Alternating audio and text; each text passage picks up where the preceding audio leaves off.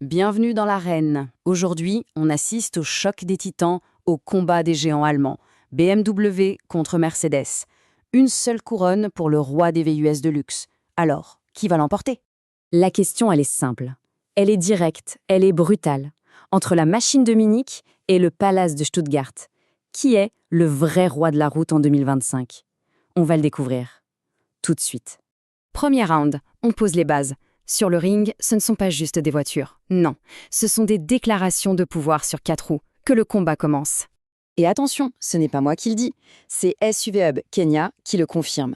Dans le game des VUS de luxe pleine grandeur, le BMW X7 et le Mercedes-Benz GLS sont les rois incontestés. Ils ne jouent pas dans la même cour que les autres. En fait, ils sont la cour. D'abord, dans le coin droit, le champion en titre, le Mercedes-Benz GLS. Regardez-moi cette prestance, cette carrure. C'est une forteresse roulante, une machine à dominer l'asphalte qui respire le statut et la puissance tranquille. Et en face, le challenger qui a les crocs, le BMW X7. Plus agressif, plus affûté, plus méchant. Lui, il n'est clairement pas venu pour faire de la figuration. Il est là pour une seule chose, détrôner le roi. Bon, premier round sur le look, on va dire match nul. Chacun son style. Mais maintenant, on passe aux choses sérieuses. Round 2. On oublie l'esthétique, on parle de la réalité du terrain. L'épreuve du feu. Est-ce que ça suit derrière la belle carrossée? Le défi, il est là. Transporter 7 adultes. Je dis bien 7 adultes. Pas des enfants, pas une promesse marketing, non. 7 vrais êtres humains, dans un confort absolu. C'est le test ultime. Imaginez un peu le scénario posé par la source SUV Hub, un long trajet de Nairobi à Mombasa avec 7 cadres sup à bord. La question est simple, le luxe, c'est juste pour la galerie ou c'est vraiment fonctionnel? L'espace, c'est un vrai atout ou juste une illusion?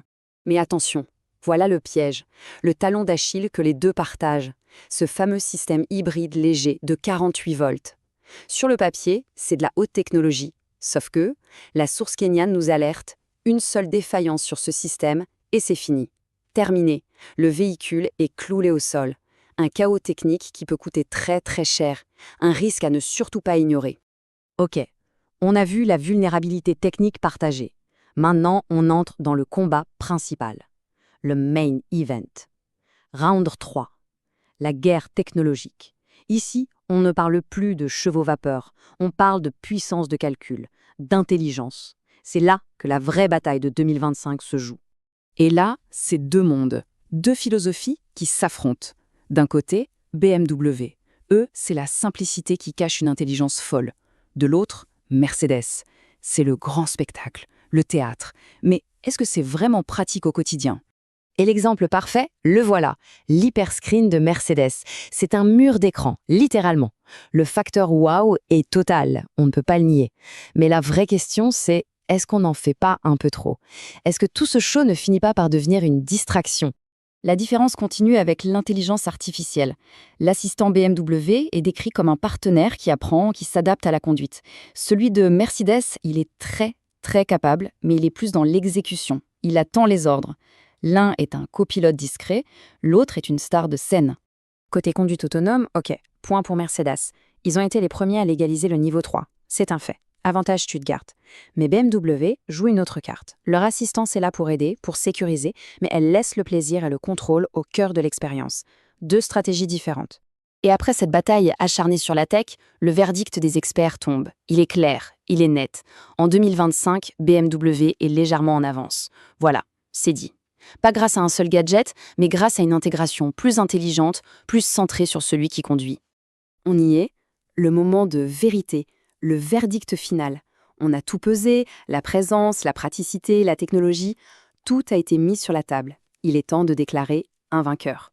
Il est temps d'attribuer la couronne. Et ce qui fait vraiment pencher la balance, c'est ça. C'est l'expérience derrière le volant, là où ça compte vraiment. Sur ce point, BMW l'emporte. La source est formelle, la direction est plus tranchante, le retour d'information est plus pur et la technologie ne s'impose pas, elle collabore. C'est cette connexion homme-machine qui fait toute la différence. Et cette phrase, elle résume absolument tout. Écoutez bien, Mercedes est arrivé en force, BMW est arrivé avec finesse, et en 2025, la finesse l'emporte. C'est la victoire de la substance sur le spectacle, de l'intégration intelligente sur l'intimidation visuelle. Au final, le choix se résume à une question de philosophie, une question de personnalité. Est-ce qu'on cherche l'éclat ou la précision, le grand spectacle ou l'ergonomie parfaite? La question, ce n'est pas de savoir qui est le meilleur dans l'absolu, mais de savoir quelle vision du luxe nous parle vraiment, le show ou le pilotage. À chacun de choisir son camp.